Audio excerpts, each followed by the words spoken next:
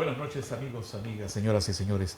Un poquito retrasados, pero hay de aquellos que llegaron tarde a la partida del tren y se salvaron porque más adelante se accidentó el tren o un avión que partía a las 6:40 de la tarde también colapsó por causa invernal. Eso le pasó a aquel avión de Aviateca, ¿se acuerdan? Que chocó con el Chicholtepec. Se perdió el rumbo. Así es que demos gracias a Dios porque estamos aquí todavía respirando. Y gracias a usted por esperarnos y gracias a nuestros invitados especiales en este día que también es memorable, especial. Hoy es el Día del Maestro. Gloria a Dios, el Divino Maestro, al ser más grande que envió aquí a su Hijo y quien hicimos humillar hace más de 2000 años. Maestro el Padre, maestra también la Madre. Y aquellos que le representan en la tierra, que poseen el conocimiento, están con nosotros sus representantes. Son el sector intelectual del país. Son un tesoro de sabiduría, que son los constructores del templo sagrado del saber. Óigase bien, no solamente del saber, sagrado del saber, que forja mentes, y no solamente las mentes, sino corazones. Benditos sean, maestros, benditos sean. Están con nosotros Israel Montano. Bienvenido, Israel Montano, secretario general de Andes 21 de junio, que también es representativo sector del Magisterio Nacional. Gracias, Abiu, por la oportunidad de estar en este programa de ITV. El Salvador, ¿cómo es posible? De cerca, El Salvador es posible. Exacto. Ahí estamos.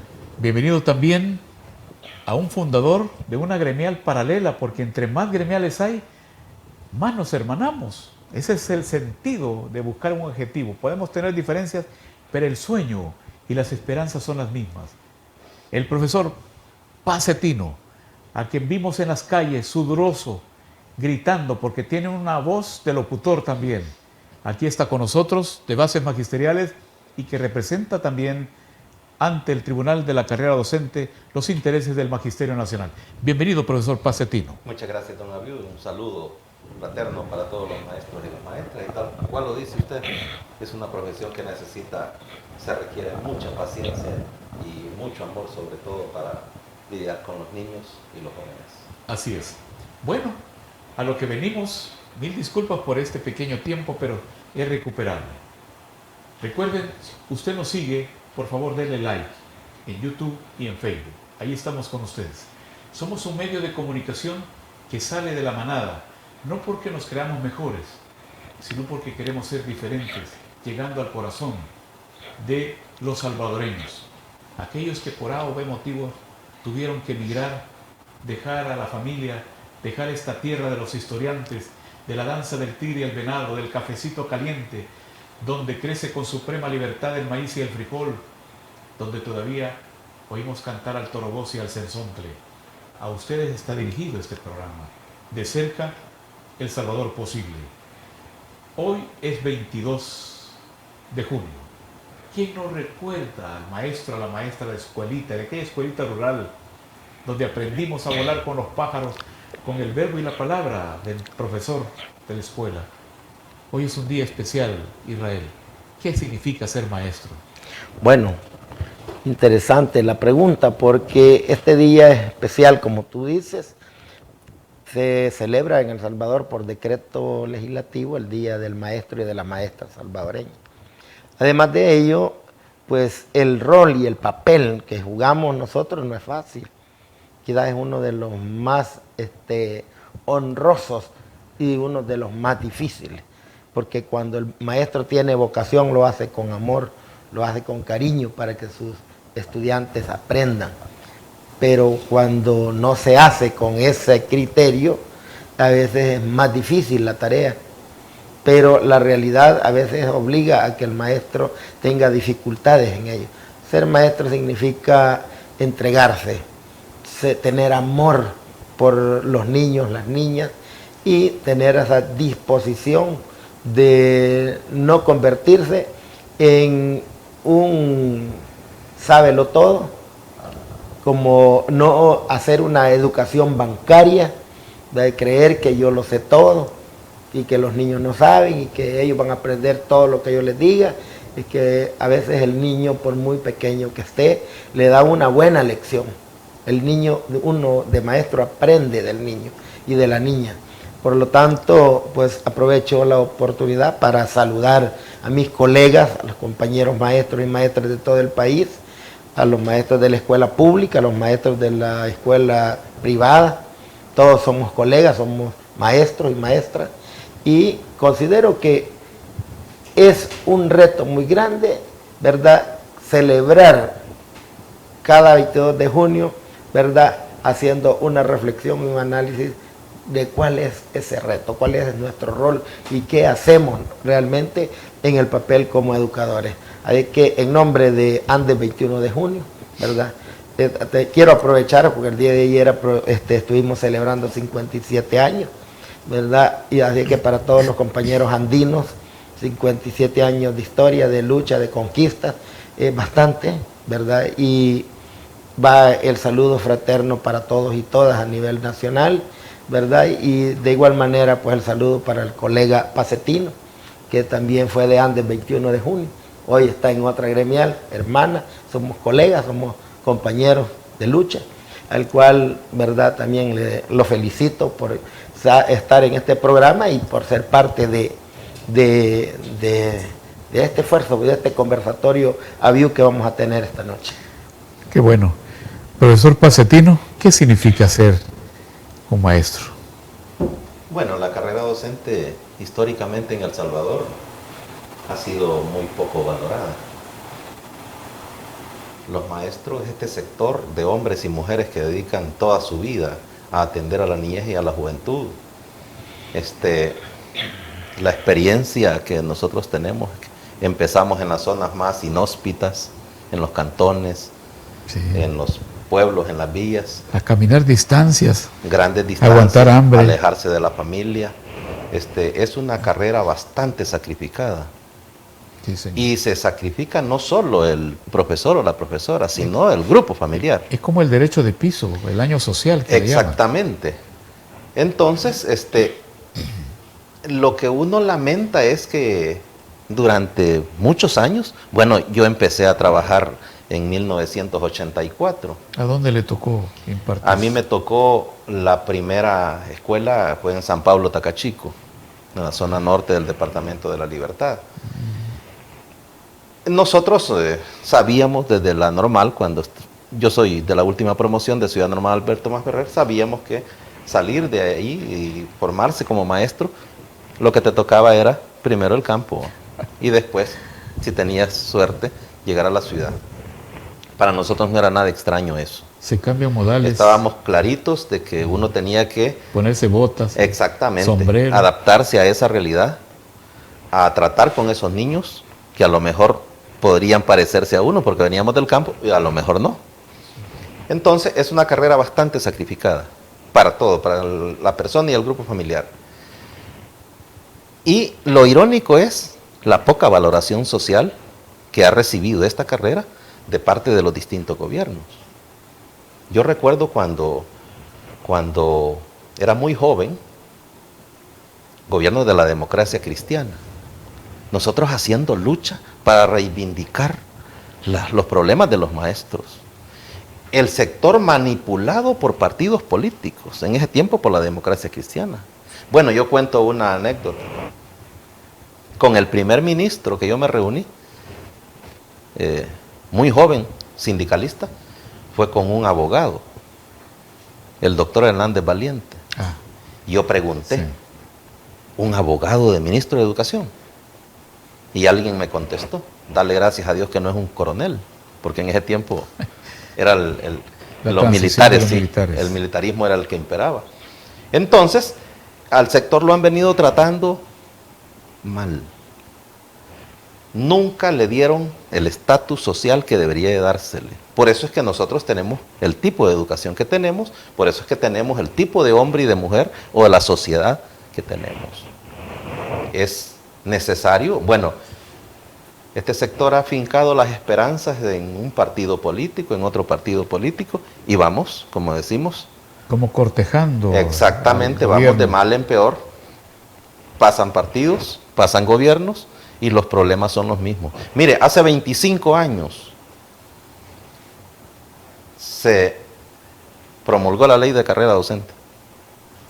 Sí, Y en esa ley aparece un sistema escalafonario regresivo. Siempre lo dijimos. Eso no tiene que ser así. ¿Cómo es que una maestra, al igual que para hacer un símil, una maestra con una enfermera, entran ganando lo mismo, pero la enfermera sale con 2,000 y la maestra sale con 1,000, después de 30 años de trabajo? Entonces, esas situaciones son las que uno no soporta y dice, bueno, ¿por qué este trato? Y seguimos en la lucha. Bueno, este día, nosotros sabemos que aquí hay como 3 cosas que ya no pueden seguirse dando. Uno es el precario sistema de pensiones. Ahí tenemos más de quizás 6,000 profesores que no pueden pensionarse porque no quieren entrar a la mendicidad con ese tipo de pensiones que están entregando hoy. Ahí andaban muchos ahora en la calle. Sí, estábamos en la Sí. asamblea y escuché que andaba ahí el Cimeduco. Exactamente. Y Bases también acompañando esta Y iniciativa. lo otro, mire, ¿cómo es posible que a un maestro a esta altura de la vida se le venga a dar un bono de $117 cada 6 meses? O sea, me parece a mí que eso es un irrespeto a la Y otras instituciones reciben el 100% del bono, otras 14 instituciones salarios. reciben un salario completo, en 2 partes, pues, pero es un salario completo. Y a nosotros nos dan $296 en 2 partes. Y a eso le aplican los descuentos. Entonces, por eso yo decía, ¿cómo es posible que me dan una semana? Dice el funcionario para que celebren, que les celebre el alcalde, que les celebre sus familiares, que celebren. Sí, pero ¿con qué capacidad adquisitiva tiene usted con $117 que le dan en junio? Ninguna. Entonces hay cosas que ya no pueden seguirse dando y por eso luchamos. Y lo venimos haciendo desde hace mucho rato. Y como dicen en esto, uno debe estar claro que no va a resolver todo. Pero Sí. hay que hacer algo. Retomamos esa propuesta que hacía desde las calles, en las afueras del despacho ministerial, Cimeduco. Se la llevamos a algunos legisladores y es Romeo Auerbach del partido Gana, a quien tuvimos la oportunidad del paso porque había una plenaria donde todavía creo que están trabajando en la construcción de una iniciativa, Crecer Juntos. Es un anteproyecto, una iniciativa de ley muy buena que la han avalado todas las fracciones, organizaciones la han avalado porque tenía vacía la ley Lepina. Entonces, lo bueno hay que decirlo.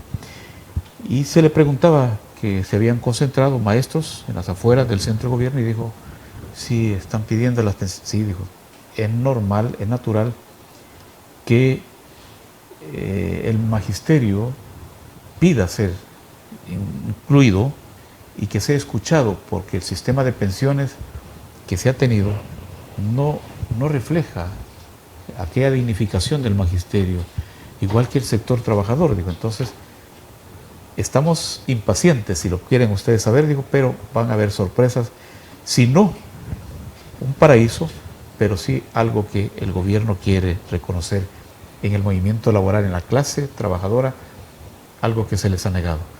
Esa fue la respuesta para información de ustedes, que lo van a leer o ver más tarde. Hay una expectativa definitivamente, y el tiempo pasa porque no es fácil romper esquemas. Lo nuevo debe sustituir lo viejo, Sí. definitivamente, esa es la ley.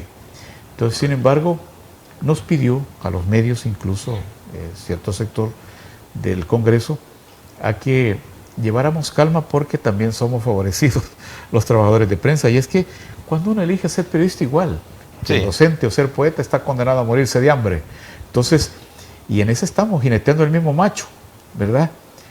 Y de eso se trata. Yo creo que el sistema previsional ha sido muy inhumano y desafortunadamente el sector intelectual, como es el magisterio, lo hemos conocido, lo hemos vivido, se ha ideologizado, como decía Pacetino, al servicio de quien gobierna y pues siempre ha salido pagándole mal, porque yo recuerdo los movimientos que eran pacíficos allá por los años 70, pues el maestro pagó muy caro, magisterio, con su sangre, con crímenes terribles, horrendos, que para la mente reflexiva, para el salvadoreño espiritual, el salvadoreño, el que salva, es inconcebible cuando uno les cuenta todos esos hechos.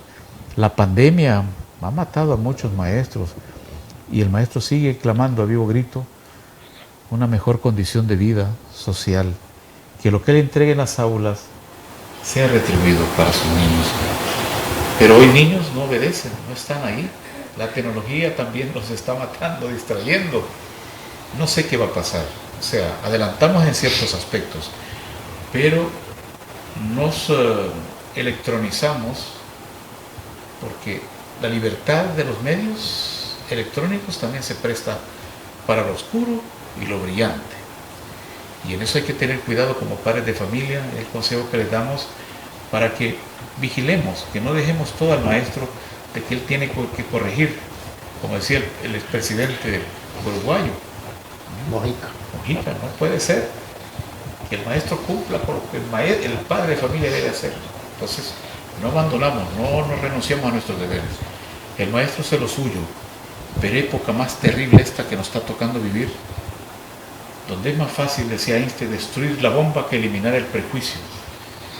Ya el hijo no mata, ya no le contesta solo al papá, le desobedece, sino que lo asesina. Padres violando a sus propios hijos e hijas. No es problema del maestro.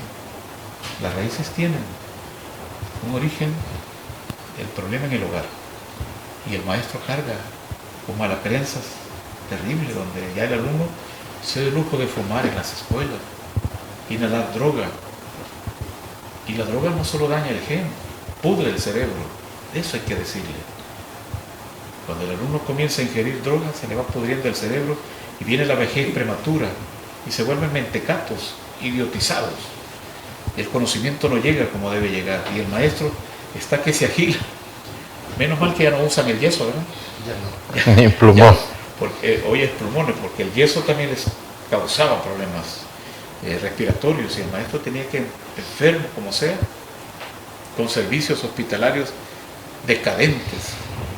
Está una historia, problema. Vamos a un cambio y cuando volvamos retomaremos el perfil del magisterio en estos tiempos tan duros que nos está tocando vivir. Saliendo de una guerra, estamos en otra y los valores supremos son ignorados y el maestro no es escuchado. Ya regresamos.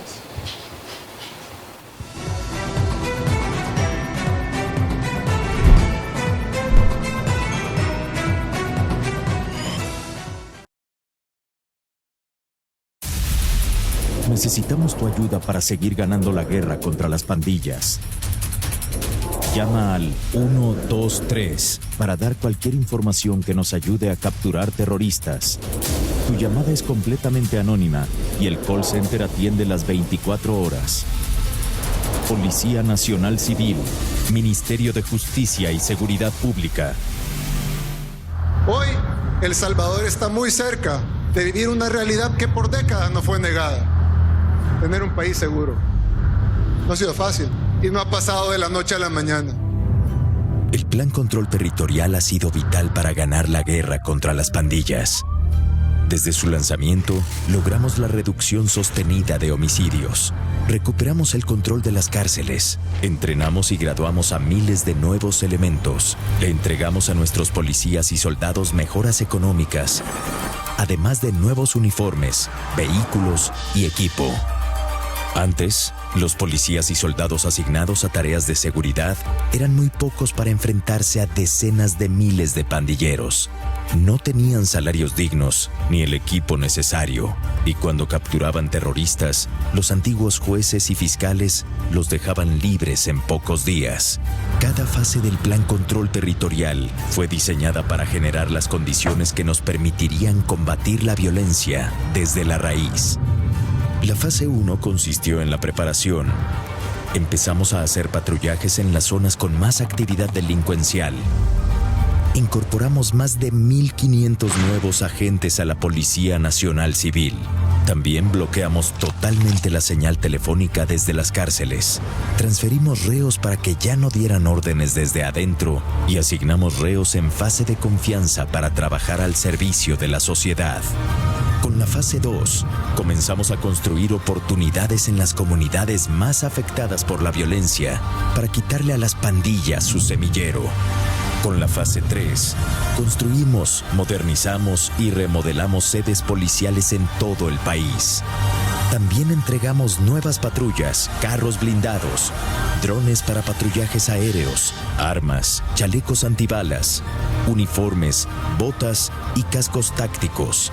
Desde el inicio del plan, pasamos de tener 3.500 soldados asignados a tareas de seguridad a más de 17.000. Y con la fase 4, estamos duplicando la Fuerza Armada para llegar a 40.000 efectivos. Sin estas primeras fases, no hubiera sido posible salir de la lista de los países más peligrosos del mundo, algo que logramos en 2021. Ni mucho menos tener el personal y el equipo necesario para ganar la guerra contra las pandillas.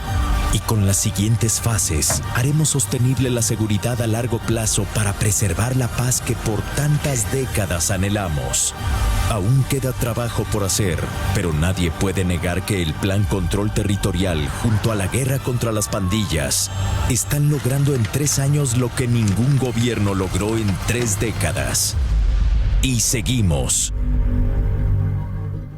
¿Cuál es su sueño con sus hijos? Claro, que sean los mejores, que salgan adelante y que triunfen en la vida. Y estoy segura que trabaja duro para lograrlo. Les recomiendo algo más, que sus hijos aprendan inglés, pues es el pasaporte al éxito donde quiera que se desarrollen. El futuro lo necesita. University Idiomas Link. Llame ahora.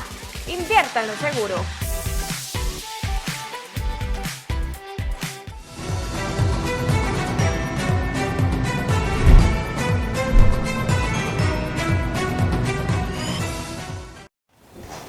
Somos de cerca, El Salvador posible. No competimos con nadie, competimos con nosotros mismos para ser mejores cada día. Mejores profesionales, mejores personas, mejores seres humanos. Y hoy estamos quienes nos han guiado, los maestros que son un ejemplo. Y ese ejemplo debe perdurar, aún a costa de lo mío, lo tuyo, sino lo de todos, porque somos la gran familia, y la gran familia es toda la humanidad y todos pasamos por una escuela. Israel, tenías tu propio planteamiento en cuanto a las pensiones, que nos interesa a todos. No es el propio, ¿Ah, sino sí? que opinión sobre el tema de pensiones. Muy bien. Y nosotros los educadores, es decir, el sector de los trabajadores, de las trabajadoras, sabemos que cuando se privatizó el INPEP, ¿verdad?, con la creación de las AFP, en ese momento inicia un ciclo de deterioro del régimen previsional en el país. Deterioro a los trabajadores, ¿verdad?, con pensiones precarias y la base económica que quedó en el momento de la privatización se les terminó en 3 años. En 3 años. Ya en el 98, en el 2001 ya había crisis. Es que el INPEP fue cajas chicas de los gobiernos, ¿verdad? Así los tomaban. Es que así lo tomamos, así lo tomaban, y por eso es que optó un sector, especialmente la derecha de este país, a la privatización. Además de ello, venía la oleada privatizadora del modelo neoliberal ya de los años 90. Eso es necesario reconocerlo, ¿verdad? Y tomando como base, ¿verdad?, las políticas previsionales de Chile, tomando como copia. Ejemplo de Chile. Es la copia. Correcto, una copia fiel de lo que ocurrió en Chile. Pero ya cuando en El Salvador se comenzó a poner en práctica, aquí nosotros nos dimos cuenta de que los dueños de las AFP eran los favorecidos y los trabajadores los afectados. Eso lo sabe el pueblo, lo sabemos los trabajadores. Ahora, los docentes, por ejemplo, démosle un giro y avancemos al momento actual. Los docentes no hemos sido consultados en una mesa para el proyecto de pensiones que posiblemente lo saque el gobierno la próxima semana, en un mes o a final de año, el próximo año, no sabemos. Entonces, los educadores tenemos opinión y no hemos sido consultados. Al menos nuestra gremial, Andes 21 de junio, no ha sido consultada, ¿verdad? Hemos dado opinión por escrito en la Asamblea Legislativa, ¿verdad? Y el día de ayer nosotros presentamos algunas recomendaciones. ¿Existe una propuesta? Sí, formal? es que nosotros presentamos algunas recomendaciones. Si está diciendo el gobierno que ya tienen la propuesta, ¿para qué les va a ir a presentar una propuesta? No la van a ni leer. Entonces, pero sí podemos nosotros presentar recomendaciones que podrían tomar en cuenta en la propuesta. Y entre esas recomendaciones, nosotros hemos sido enfáticos. Hay dos puntos bien importantes. Uno es que el nuevo proyecto de pensiones, llámese como se llame, que para nosotros debe ser un sistema público de pensiones, ¿verdad? Para nosotros consideramos que tiene que ser así, pero debe de ser administrada, ¿verdad? De manera equitativa. El Estado, los trabajadores, pero que tengamos realmente opinión, ¿verdad? Y derecho. Y en la empresa privada. El problema es que a los trabajadores no se nos toma en cuenta. Por ejemplo, hoy en la propuesta nosotros no hemos dado opinión concreta. Hay una mesa que se tiene en Casa Presidencial, que a saber qué sindicatos están ahí, yo no los desconozco. Pero conocemos que el interlocutor de esa mesa es el señor Rolando Castro, el ministro de Trabajo. Si es él el interlocutor de esa mesa que la tienen avanzado el proyecto, nosotros optamos de llevar al Ministerio de Trabajo las recomendaciones, porque le iban a llegar directamente al ministro. Imagínense que la propuesta la saquen en 15 días, en un mes. Posiblemente se tomen en cuenta algunos elementos, sí, que consideran pertinentes. Y si no, pues, ¿verdad? Ellos decidirán qué van a hacer, porque tienen la mayoría en la Asamblea Legislativa. Nosotros pedimos en concreto que ese nuevo modelo de sistema previsional incluya, ¿verdad?, los derechos, ¿verdad?, que tenemos plasmados y ganados en la ley de la carrera docente. Por ejemplo, los maestros debe estar contemplada que cuando él se pensione, tener derecho de los 15 salarios como compensación económica, que quede contemplado en el decreto, ¿verdad? Vamos a pensionar a los profesores, sí, la pensión ya no es de $200, subió a 600, digamos, un ejemplo, $600, sí, pero como ya le vamos a dar $600 de pensión a los profesores, entonces ya no les vamos a dar los 15 salarios de compensación. Eso lo pueden hacer perfectamente. Entonces, una de las propuestas nuestras es que eso se mantenga, el derecho a que el profesor tenga, ¿verdad?, a la hora de pensionarse, el derecho de que se le dé la compensación de los 15 salarios. Y de igual manera que a los que se han pensionado, ¿verdad?, en los últimos años, y la pensión es mínimo, es menos de la propuesta que va a surgir, que la pensión de estos compañeros se equipare. Esos son como dos elementos que nosotros lo hemos consultado a nivel nacional con el magisterio, en las reuniones, en los 14 departamentos, y los profesores, mire, ¿y yo cómo voy a quedar? Si resuelven el problema de pensiones y yo tengo 275, eso me quedó. ¿Y qué tal si mejoran las pensiones y ahora les van a dar $500? Ese es el ejemplo que puse ayer en una entrevista. Pero no estoy diciendo que nos den 500. Estoy diciendo que, por ejemplo, si le dan $500 de pensión a un profesor, entonces ese profesor, ¿verdad?, el que tiene 200 o 300 de pensión, nosotros le pedimos que se haga un esfuerzo extraordinario para equiparar la pensión para el que se fue hace un año, hace 2 años, hace 3 años o hace 5 años. y que tiene pensiones menos de la propuesta que pueda surgir. Ahora, hay estudios actuariales, nosotros hemos hablado con economistas de la Universidad de El Salvador, hemos hecho estudios. Ellos dicen que en este momento uno de los problemas más difíciles de resolver es el tema de previsión social en El Salvador. Y nosotros sabemos que sí. Entonces hemos dicho, si hay tanto dinero para otros rubros,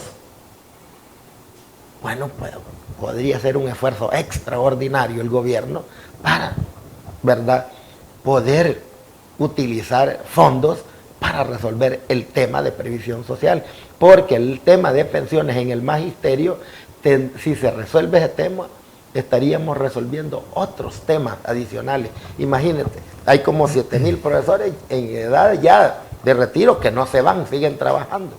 Hay 10,000 profesores que ya están concluyendo sus requisitos. En un año van a haber 15,000 profesores, casi en edad de retiro.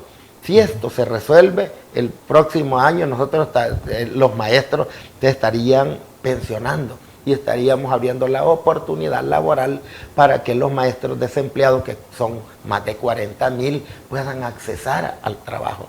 Y la ley de la carrera docente lo establece, que es responsabilidad del Estado de otorgar el trabajo, ¿verdad?, el empleo a los profesionales de la educación. Entonces, ¿qué significa? Que el Estado, el Ministerio de Educación, está obligado prácticamente a generar condiciones para poder emplear a los nuevos profesores. Y luego nosotros hacemos otra propuesta ya al Ministerio de Educación, que hay profesores que tienen 10 años, 5 años, 15 años, 20 años de trabajar una doble sección. Trabajan en la mañana una jornada, otra por la tarde, pero por la jornada de la tarde al profesor no le quedan ni $200. ¿Hay pensiones mínimas? No, ¿De cuánto se no es registra? pensión, es un sobresueldo, pero no de los sobresueldos que han estado investigando en la Asamblea. El profesor trabaja una jornada, le va, de entrada $595 de salario, más los 200 de sueldo adicional, ¿verdad? Ya le salen como 795. Eso, de ahí menos los descuentos, el profesor, y como es muy poquito su salario, él se hace cargo de una jornada por la tarde. Y por esa jornada al profesor le quedan en líquido 175, ni $200. Entonces, eso nosotros decimos en la propuesta, que esos $200 se le sumen al salario base, se le sumen al salario base al profesor, para que éste deje de trabajar ese sobresueldo y le dé la oportunidad laboral al maestro desempleado. Es decir, es un mecanismo, pero no se le va a quitar, sino que lo que va a hacer esos $200, sumárselos al salario base por haberlo trabajado 5 años o 10 años o 15 años. Entonces, por ahí es bien difícil, por la situación económica que vive el país, decir esto lo vamos a lograr. Pero hace 12 años, específicamente 12 años, yo recuerdo, ¿verdad?, hicimos la propuesta de que los maestros necesitamos tener una computadora y que a los estudiantes se les debería dar, todavía no pedíamos por los alumnos, que a los maestros necesitamos tener una computadora y a los estudiantes se les debería dar. ¿Y cuál es la realidad ahora? Que la tienen los estudiantes y la tenemos nosotros.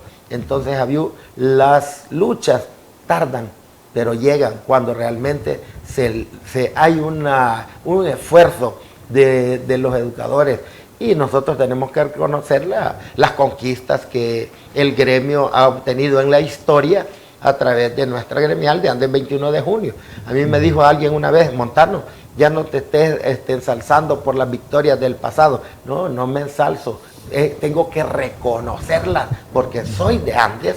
Y si soy de Andes 21 de junio, ¿cómo no voy a reconocer del papel de Mélida Nayamonte, de José Mario López Alvarenga, y nuestros fundadores de la gremial, y las conquistas? Bienestar Magisterial es una conquista, por ejemplo, de Andes 21 de junio, cuando el IMPRES, que en la primera huelga, impresionada. Entonces, y 40 años después se logra el Instituto Salvadoreño de bienestar magisterial, no voy a decir yo en esta altura que es malestar, porque yo digo que es malestar, mejor me voy a pasar al Seguro Social y voy a dejar de criticar a este programa que nos cuesta a los educadores. Nosotros somos del tema que debemos mejorar ese programa, que debemos luchar por establecerlo y que funcione de la mejor manera, y no llamándole un nombre que no es lo correcto. Pues eso el magisterio lo saben, lo dicen, Montano, es necesario, y nosotros le decimos a la gente, hay que defender y hay que cuidar el programa,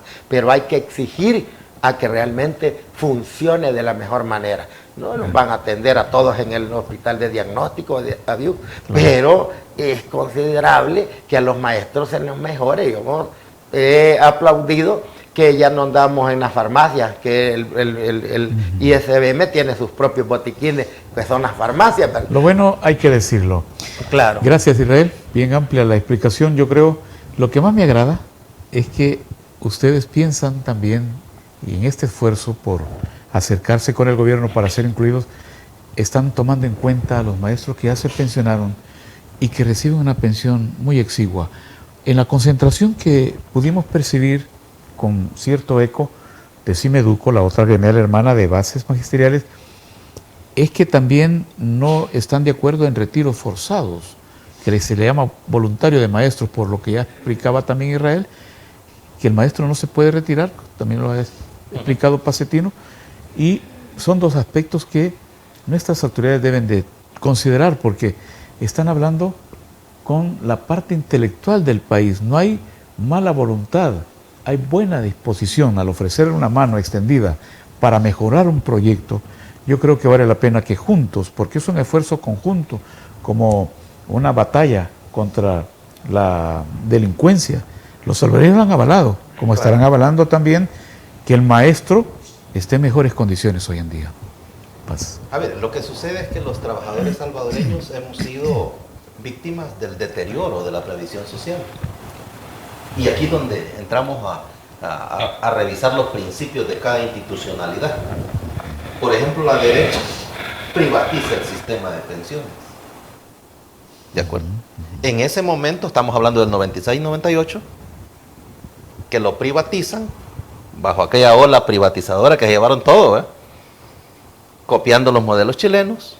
En ese momento, la otra corriente ideológica en este país, el FMLN, se opuso totalmente a esa privatización. Entonces el sector de trabajadores, no solo los docentes, teníamos fincadas las esperanzas que cuando se instaurara el gobierno del FMLN, íbamos a resolver ese problema de privatización. ¿Y con qué toparon los trabajadores? Pasaron 2 periodos administrando la misma forma de gobernar de las derechas. Es más, de salida en el año 17 nos pegan semejante estocada. Es que mire, Abiu, hasta el 28 de septiembre del año 17, las pensiones que se venían pagando eran pensiones aceptables por la gente. Sí, no había mayor... Le daban el 60%, el 70%, y si usted había trabajado mucho más tiempo, pues se llevaba hasta el 80%. El problema es la reforma del 17, donde nos cambian la fórmula de cálculo. Sí. Y le dicen, bueno, solo los optados, o sea, los que nacieron antes del 62, son los que tienen la posibilidad de irse con un porcentaje del salario básico regulador sin que pase del 55%. Sí, correcto.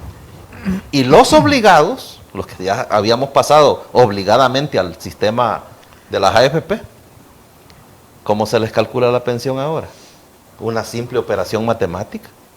Si usted tiene $38,000 en la cuenta individual, divídelo entre 250 meses, que es la probabilidad de vida que le calculan ellos. 20 años después de pensionado. A nadie le da más que la pensión, más de la pensión mínima. La pensión mínima era de 207 hasta el año pasado. Sí, señor. Sí. Y ahí se cambió, hoy es de 304. Por eso es que ningún profesor, ningún trabajador llega a tener más de la pensión mínima. ¿Qué hicimos nosotros como bases magisteriales en un esfuerzo que hicimos con otros sindicatos?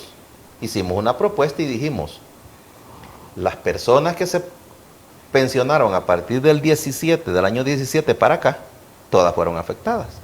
Ante una eventual reforma de pensiones, que lógicamente tiene que ser favorable, tenemos que ajustar las pensiones de estos profesores o de estos trabajadores que fueron afectados por el decreto 787, que fue en realidad el castigo más grande que nos dieron los partidos anteriores. Mire cómo se pusieron de acuerdo. Fácilmente se pusieron de acuerdo y les pegaron un semejante golpe. ¿Qué tenemos ahora? Un magisterio envejecido, policías envejecidos, médicos envejecidos, enfermeras, o sea, todo el aparato prácticamente con personas envejecidas, un estado improductivo, he dicho yo. Pero ¿qué no logran estos funcionarios entendernos muy bien? El daño que se está llevando la educación del país en el caso de los profesores, al tener un profesor envejecido y enfermo frente a grupos de alumnos. Ellos no están midiendo el impacto que se está generando porque hay un problema de calidad, lógicamente. Entonces, nosotros esperamos que la reforma de pensiones llegue cuanto antes. Nosotros no somos, ¿cómo se llama? No tenemos vocación de andar en las calles, yo lo he dicho. Pero los políticos deben de respetarme a mí. Deben de respetar a la clase trabajadora, así como nosotros nos respetamos a ellos. Así que nosotros respetamos a esa clase política, pero que ellos también se ponen en los zapatos nuestros. ¿Cómo es posible que desde el año 17 ya van a tener 5 años? Mire qué fácil han pasado 5 años. Están matando de hambre a mucha gente, ellos lo saben. Si usted va a la Asamblea Legislativa, platica con cualquier funcionario, sí que nadie le va a decir lo contrario. Sí, es que tienen razón los trabajadores, pero no resuelven. Y una persona que tenía un costo de oportunidad, un profesor que terminó con un costo de oportunidad o con un salario de póngale $1,070, y lo mandan a pensionarse con $304. Dígame usted. A morirse. A morirse. Usted pasa a la mendicidad, por eso es que la gente dice, no, yo no me pensiono. Porque pasaría la mendicidad. Voy a pasar a la mendicidad. Por eso yo en una oportunidad dije que sería mi generación, la primera en entrar a esa etapa de mendicidad en términos previsionales. Esta clase política ha cometido un tremendo error, menos mal que la gente se lo supo cobrar. Y como en esto de la política es como en el amor, ¿vea? Pero en el amor puro, no en el amor trivial o material. Aquí quien falla, pierde. Y eso es lo que ha pasado en este país. Golpe bajo. Fallaron y perdieron. Dios quiera que no regresen nunca. Porque si vienen con esas intenciones, sí, ¿a qué nos vamos a tener? ¿De acuerdo? Entonces, se espera que se haga un ordenamiento distinto en el tema previsional. Hay esperanzas. Por lo que nosotros hemos escuchado, por lo que las informaciones que nos han llegado, este tema se maneja demasiado hermético. Y es que es un tema muy difícil de resolver. Exacto. Y es muy difícil de resolver, señora Viu. Es técnico. Es bastante técnico. Y humano. Y humano. Pero el problema aquí no es que qué bien que se centrara la discusión en esto, en lo técnico y en lo humano. Fíjese usted, en el marco de la elaboración de las propuestas, usted sabe que solo hay 2 propuestas que tienen estudio actuarial. De ahí nadie tiene estudio actuarial. Sí, señor. Y si un problema tiene un componente técnico bastante profundo, hay que buscar actuarios para que hagan esto. La propuesta nuestra tiene estudio actuarial. Nosotros conseguimos un actuario. Su propuesta. Sí. Y les dijimos, miren, vean aquí está el modelo matemático, no se pierdan. Nosotros esperamos que hagan una propuesta bastante responsable y que solucione de una vez por todas esa desgracia que nos heredó Arena y el FMLN. Ok, ya vamos a hablar de las propuestas para ver qué es lo que propone el magisterio, independientemente si es ANDE, si es Pacetino y bases magisteriales, si es Simeduco, después de las propuestas de nuestros anunciantes.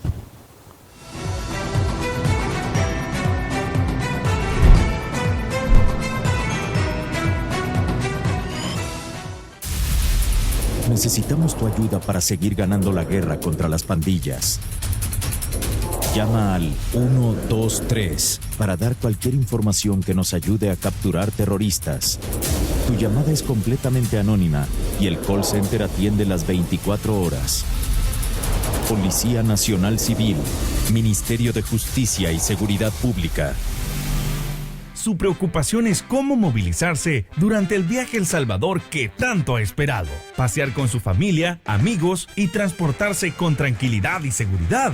En New Rent-A-Car tenemos la solución. New Rent-A-Car le ofrece modelos recientes en pickups, camionetas y mucho más. Ah, y sobre todo a precios increíbles. Llame ahora y reserve el suyo llamando al 631-609-8707, 631-609-8707 y en El Salvador, área 503-2223-3047. O escríbanos a newrentacar503@gmail.com. New Rent-A-Car. Hoy, El Salvador está muy cerca de vivir una realidad que por décadas no fue negada. Tener un país seguro. No ha sido fácil y no ha pasado de la noche a la mañana. El Plan Control Territorial ha sido vital para ganar la guerra contra las pandillas. Desde su lanzamiento, logramos la reducción sostenida de homicidios. Recuperamos el control de las cárceles. Entrenamos y graduamos a miles de nuevos elementos. Le entregamos a nuestros policías y soldados mejoras económicas, además de nuevos uniformes, vehículos y equipo.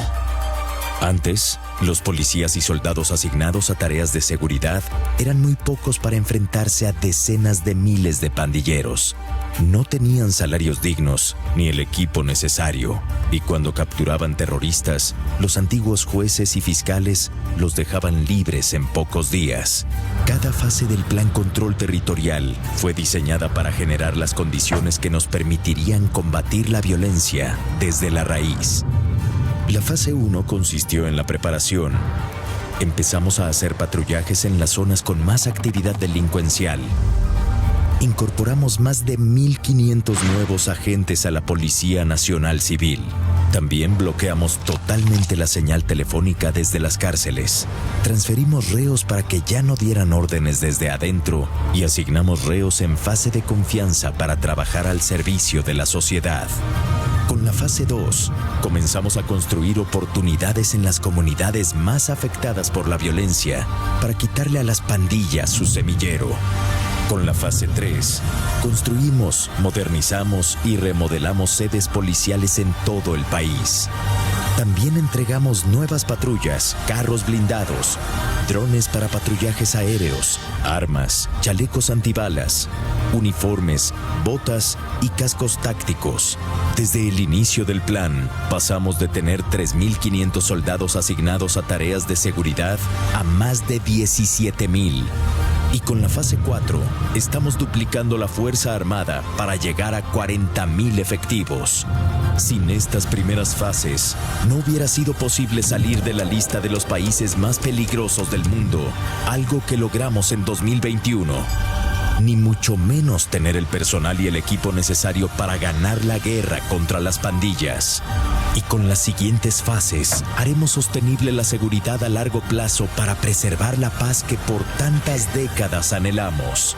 Aún queda trabajo por hacer, pero nadie puede negar que el Plan Control Territorial, junto a la guerra contra las pandillas, están logrando en 3 años lo que ningún gobierno logró en 3 décadas.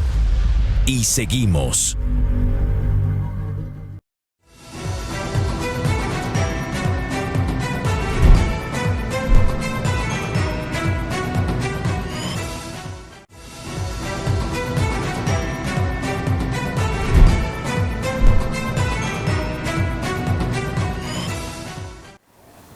Bueno, agradecemos su fiel sintonía. El impacto de la lluvia lo hablábamos previamente con Israel y Paz Cetino, de que llueve 10 minutos, nos causa destrozos. Llueve 1 hora y es una catástrofe.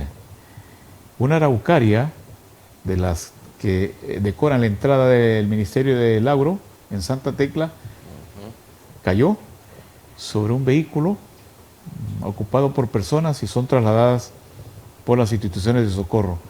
Hay también cerrado el paso y viviendas dañadas en otros sitios donde ya se moviliza el sistema de protección civil, y ahí estamos como ITV Internacional porque acompañamos a nuestros compatriotas. Aquí no se trata de que yo soy yo y lo mío pues no lo pongo a disposición, es cuando debemos de ser más compasivos. Ningún lazo nos une tan fuertemente como la compañía en la adversidad y el dolor.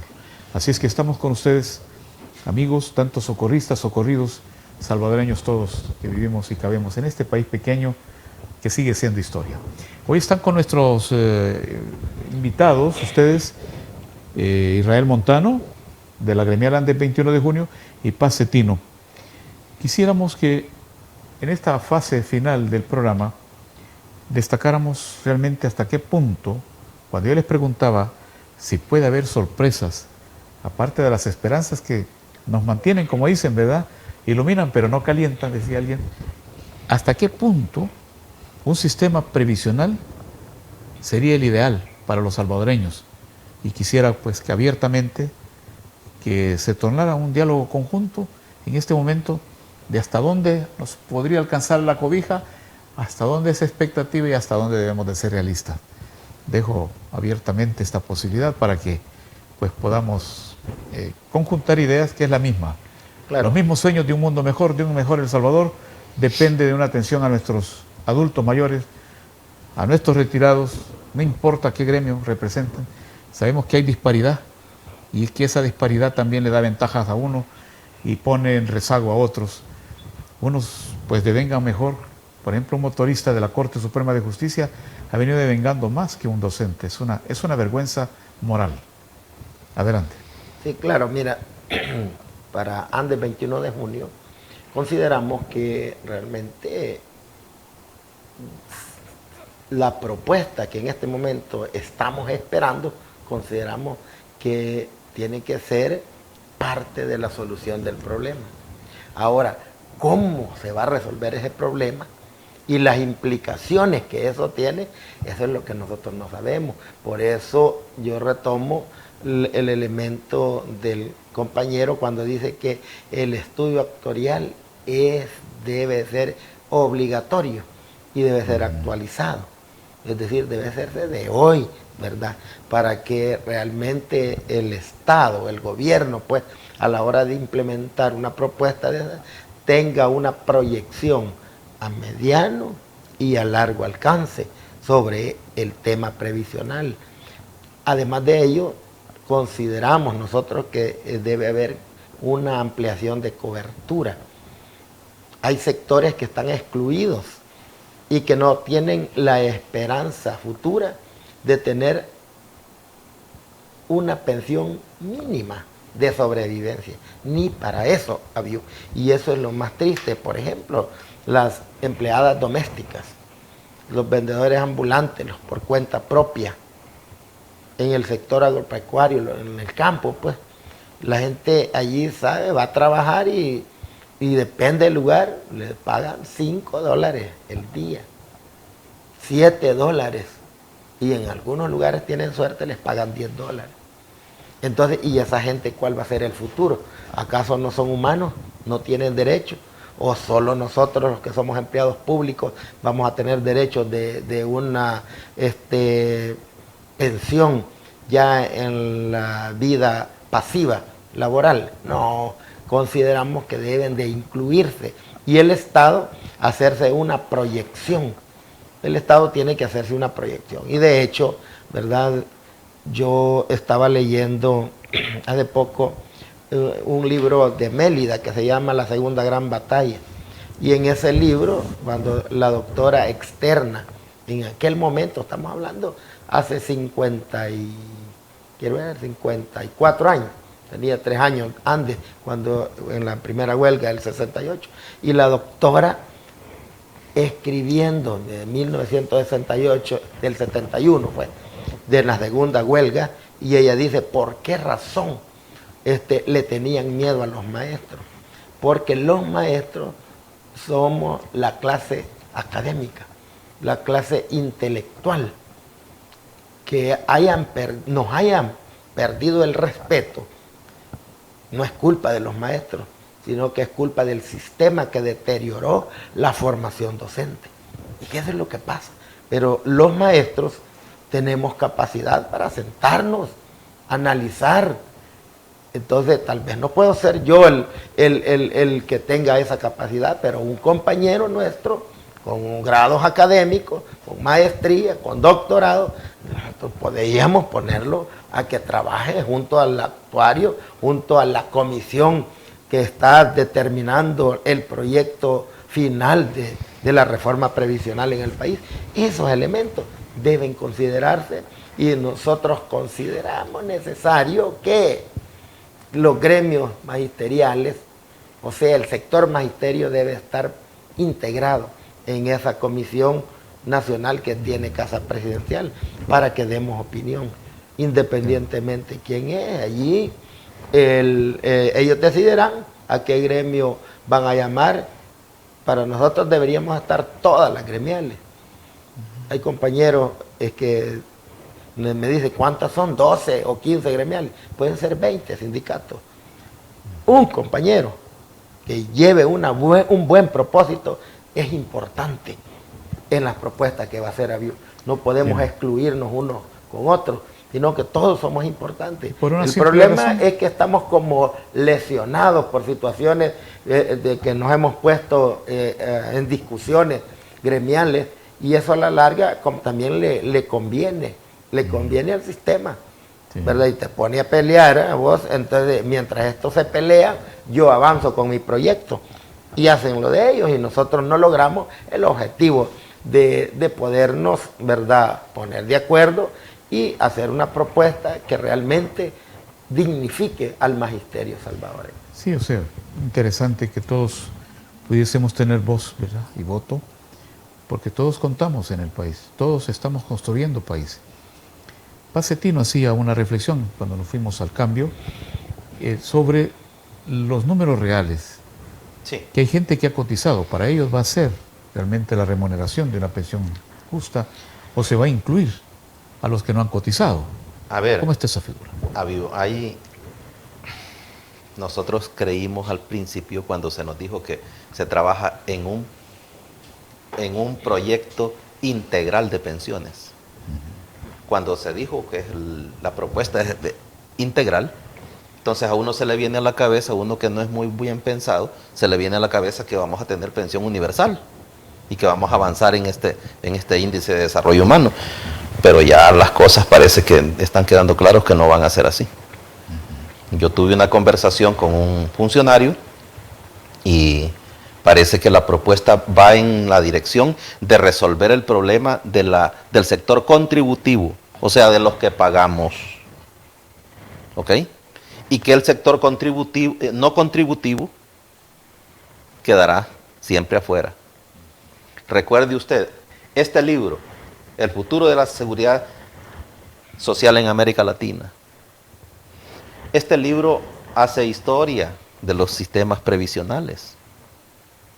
Y hay dos sectores que fueron marginados históricamente en los sistemas previsionales, que es el sector agrario y el sector no formal de la economía. Entonces, cuando nosotros hicimos una propuesta con estudio actuarial, esa propuesta se reduce a resolver el problema de pensiones del sector contributivo. Porque estamos claros que para resolver el problema al sector no contributivo, aquí tenemos que legislar, aquí hay que hacer una cantidad de acciones que no se han hecho. Por ejemplo, a la diáspora, pues, si la diáspora puede cotizar, claro que sí, pero no hemos establecido los mecanismos. Nosotros, el modelo matemático que nuestro actuario diseñó, dice que podemos pagar pensiones al sector contributivo desde el 65% piso a las personas que se pensionan con 25 años de trabajo, hasta el 75% techo a las personas que llegan a 30 o más años de trabajo, sin que haya pensión arriba de $2.500. ¿Cómo lograr esto? ¿Cómo se logra esto? Hay 3 condiciones básicas, elementales que hay que tomar en cuenta. La primera es que nosotros ya no tenemos que estar invirtiendo millones de dólares en el pago de la comisión que se les hace a las AFP. Usted sabe que las AFP ganan 12 millones de dólares aproximadamente al año. Entre las dos son 24 millones, unos más de 12, otros menos, pero como solo hay dos. ¿De dónde ese dinero? Esa es la ganancia de ellos. La ganancia. Si nosotros tenemos esos 24 millones, si nos ahorramos esa comisión, podemos pagar pensiones con estos porcentajes. Segunda condición, es que mire, todos los gobiernos, desde Francisco Flores para acá, creo que fue desde Tony Saca hacia acá, que se creó el FOP, la obligación de las AFP de prestarle dinero a los gobiernos. ¿Y qué es lo que ha pasado con eso? Que nos han estado estafando, hombre. Agarran nuestro dinero, nos pagan el 1.25% y a la banca multilateral le pagan entre el 9 y hasta el 12%. ¿Cuál es la diferencia entre el dinero nuestro y el dinero que prestan estos gángster financieros? La segunda condición es que si los gobiernos van a utilizar el dinero de los trabajadores, porque es válido, es correcto que lo usen, que lo presten, pero que nos paguen el interés de mercado. O por lo menos el 5.5%, vaya, para no ser tan malos. Un interés competitivo. Exacto, interés competitivo. 5.5%, esa es la segunda condición. Si los gobiernos, el actual y los que vengan, se comprometen a seguir prestando el dinero, pero pagarnos ese porcentaje, vamos por el mejor camino. Y tercero, ¿por qué los intereses, por qué los ahorros de los cotizantes, de nosotros, de los trabajadores, no se invierten en los mejores nichos, donde hay mejores ganancias? ¿Por qué nosotros nunca hemos podido invertir en la GEO, por ejemplo, en CEPA? ¿Por qué no nos dejan invertir a nosotros ahí? La rentabilidad ahí es mejor. Entonces, ¿de qué se trata? De que nuestro dinero sea invertido en los mejores nichos, donde se produzca más ganancia. Si estos tres elementos los logramos conjugar, nosotros podemos pagar pensiones desde el 65 hasta el 75%, y no lo dice porque es mi deseo, no, lo dice el modelo matemático. Yo recuerdo cuando le dije al actuario, mire, ¿y por qué no llevamos eso al 80%? Y me dijo, sí, profesor, sí lo podemos llevar al 80%. Subámosle 5 años más de trabajo, aumentemos la edad. Entonces yo le dije, mejor quedémonos ahí, no he dicho nada. Porque nosotros en las medidas paramétricas no estamos de acuerdo. En ese sentido, si nosotros hacemos estos tres condicionantes, nosotros podemos pagar estos porcentajes. Y el actuario sabe, por eso es que ellos como que se resienten un poquito cuando uno les dice, lean, hombre, vean los modelos matemáticos. Nosotros esperamos que ellos no vayan a salir con porcentajes menos de esto. ¿Cuánto es el porcentaje ideal? Es decir, realista. Según nuestra propuesta, el techo es el 75%. Ellos empezaron a hablar, y no porque ellos quisieron decir eso, sino porque ahí llegó un grupo de sindicalistas, de esos sindicalistas que abundan en este país, ¿verdad? Que lo que menos hacen es hacer lucha por la clase trabajadora, sino que se dedican a andar coqueteándole al partido en turno.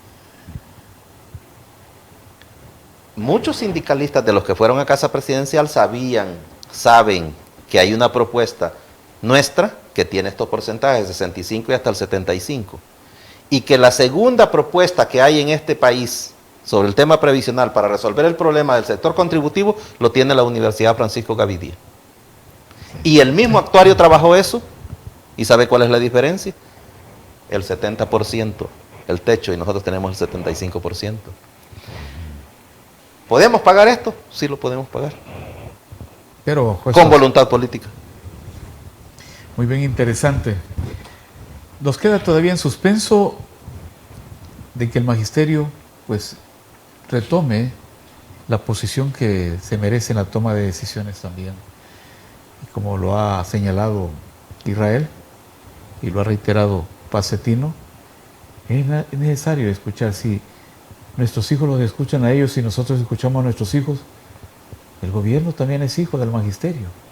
Yo creo que hay que escuchar al sector intelectual de este país, porque al igual que el obrero, juntos pueden hacer un mejor gobierno. Israel, Sí. gracias. ¿Ya divorciado del FMLN? Totalmente.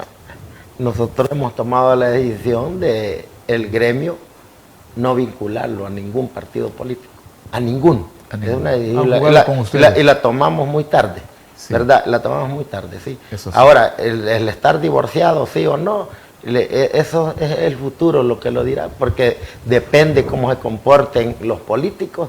Yo lo dije ayer en el discurso de 57 aniversario, dejemos que los políticos se defiendan solos.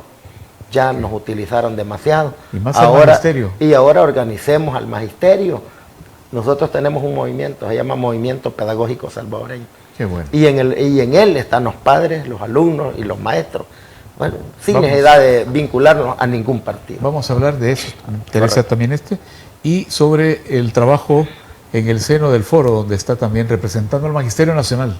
Ahí representa a Israel, que es delegado al Tribunal de la Carrera Docente. Es importante, vamos a hablar del trabajo, del nuevo trabajo y los nuevos retos en un próximo programa, Pacetino. Con gusto. Gracias, Israel, por haber venido, por esa mojadita que nos cayó, que nos enfría las ideas, pero la visión de futuro debe ser siempre ser mejor, en beneficio del sector que representan, y no le fallemos. Eso es importante. Gracias. Aunque tengamos que soportar la miseria en lo más desgraciado. Gracias a Porque eso Dios, es lo que pasa. ¿verdad? Buenas noches a los compañeros y un saludo fraterno este 22 de junio, nuestro día. Gracias, Pacetino. No, gracias a usted por la invitación, estamos a la orden y un saludo para los maestros. Ok. Y a ustedes por habernos esperado un poco de tiempo. Somos ITV, Televisión Internacional, y este espacio que es de ustedes, de cerca, El Salvador Posible. Con lo que hemos escuchado, si sabemos escuchar más que oír, sí es posible. Buenas noches.